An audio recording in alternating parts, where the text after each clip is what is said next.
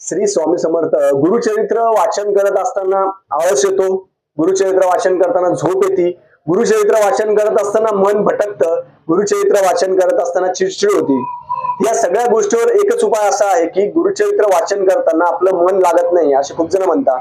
तुम्ही पहिले गुरुचरित्र वाचन करताना गोमित्र अंगावर घ्यायचं, गुरुचरित्र कधीही मोठ्याने गुरुचरित्र वाचायचं, नुसते बोट फिरवायचे नाही.